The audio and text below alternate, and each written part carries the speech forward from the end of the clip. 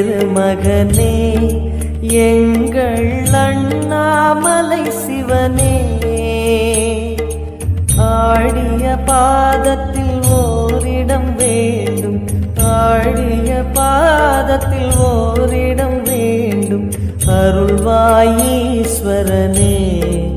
அன்பே அருணாச்சல சிவனே.